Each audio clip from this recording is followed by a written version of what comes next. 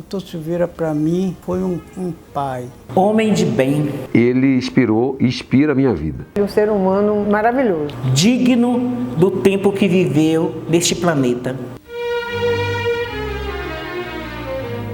Eu morava um dos sobrados onde eu nasci, embaixo havia uma farmácia. Era uma farmácia que se chamava Farmácia Moderna, mas ainda escrita com PH. De maneira que, então, quando eu voltava das aulas dos meus professores pela manhã, eu me metia na farmácia. E então acredito que essa foi a origem, né? Então eu vendo tanta gente que procurava a farmácia e que nessa farmácia obtinha curativos, quase tudo de graça, porque eu muito cedo aprendi a gostar de tratar pessoas pobres, pessoas que não me pagassem.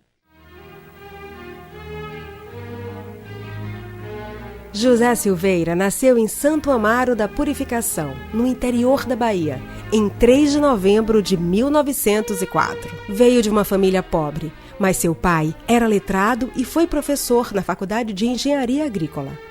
Perdeu a mãe aos 6 anos. O pai foi transferido para outra cidade e ficou sob os cuidados da avó, das tias e do tio. Daí, mais um outro caminho que recebi. Foi poucas coisas tristes, infelizmente, muitas terríveis, como sobretudo a perda da minha avó nas proximidades da minha formatura, mas recebi sempre de todo mundo, e é por isso que eu gosto da humanidade. A paixão pela medicina veio cedo, apesar de não ter nenhum médico em sua família. Mudou-se para Salvador em 1922, para realizar seu sonho. Com muito esforço e dedicação, José Silveira conseguiu formar-se na Faculdade de Medicina da Bahia em 1927. E logo em seguida começou a trabalhar no ambulatório do Canela, da Faculdade de Medicina, como radiologista. Poucos anos depois, em 1930, defendeu sua tese de doutorado na área de radiologia. A tuberculose, nessa ocasião, era uma calamidade. Era realmente uma epidemia. Mas o que era curioso, que não se dava atenção quase à tuberculose. Médicos que fundaram a Faculdade de Medicina, todos se interessaram muito. Mas depois calaram. Em 1930, teve a oportunidade de ir para a Alemanha e se encontrar com o professor Ludolf Brauer, nome consagrado mundialmente em pesquisas sobre a tuberculose. Quando eu fui para a Europa, não fui para estudar tuberculose. Eu recebi uma carta do professor Valadares dizendo que o problema da tuberculose aqui na Bahia estava completamente descurado. Daí por diante, eu me tornei um soldado da tuberculose, passei a estudar a tuberculose e viajei pelo mundo inteiro, através de congressos, através de cursos, procurando conhecer os grandes sabedores e conhecedores da tuberculose, para trazer esses elementos, então, para a Bahia. Quando voltou ao Brasil, continuou a trabalhar com radiologia no ambulatório do Canela, na clínica de radiologia da Faculdade de Medicina, e criou o IBIT. Então, à medida que eu trabalhava no ambulatório, eu sentia que o problema era grave, não havia um hospital, um sanatório. Então, eu comecei a ver que valeria a pena criar, no ambulatório do Canela, um pequeno serviço de tuberculose. Então montei a minha clínica particular. E a coisa foi se avolumando, eu sentindo que o problema era um problema interessante, que era um desafio que eu tinha, sobretudo porque a tuberculose foi e continua sendo a doença da pobreza, um problema social, ainda hoje, de maneira que então eu criei esse pequeno núcleo de trabalho. O IBIT é a célula-mãe da Fundação. Naquele tempo não tinha ainda a Fundação, eram instituições separadas, o IBIT e logo em seguida o Hospital do Tórax. Ele criou esse hospital com o nome de Clínica Tisiológica, ligada ao IBIT. Silveira e seus companheiros não tinham recursos para erguer uma sede própria, mas nem por isso ele desistiu. Buscou apoio e criou um conselho com figuras ilustres da Bahia. Visitou vários lugares em busca de um terreno para o Instituto. Até que encontrou uma esquina abandonada ao lado do cemitério e, através de um convênio com a Santa Casa da Misericórdia, conseguiu que o terreno fosse doado. A sede do Instituto foi inaugurada em 1944, no mesmo local em que funciona até hoje. Suas instalações são consideradas exemplares. sendo referência no Brasil para a área de investigação e tratamento da tuberculose. Bom, trabalhar com o professor José Silveira foi uma das melhores coisas que aconteceram na minha vida. Eu acho que ele vivia para aquilo ali, para o trabalho, para a luta e o combate à tuberculose e também para as ações sociais. Então, foi muito positivo, porque aprendi a ser obstinado, determinado e sonhar sempre por uma coisa positiva para a sociedade. Ainda com poucos recursos, José Silveira não desiste e parte em busca de recursos para que o Instituto pudesse se manter. Pediu ajuda para companheiros e instituições governamentais. E seus esforços deram resultado. Então, eu fiz um artigo, entendeu?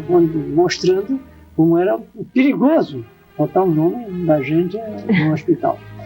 Convenci de que não devia ser o Hospital José Silveira, e sim o Hospital Santa Amaro. O Hospital Santa Amaro, ele surgiu, na realidade, para poder dar uma sobrevivência da Fundação José Silveira, né? Então, a gente tinha um hospital do tórax que vinha passando por dificuldades em função de não ter mais cliente, né, para se internar, em função de que a tuberculose já era uma doença onde se tratava na parte ambulatorial.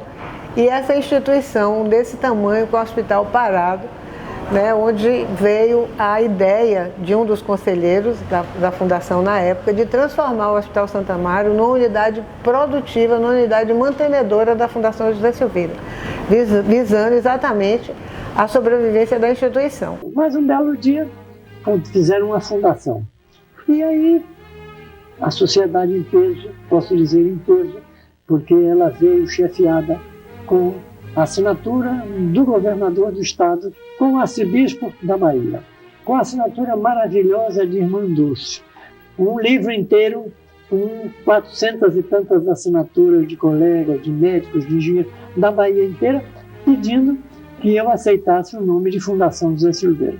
Ele acabou cedendo porque a cliente dele e amiga, Maria Edízia Almeida, que era presidente da Associação de Cultura e Arte da Bahia, START, ela criou um livro de ouro que tomou a assinatura das principais personalidades baianas da época.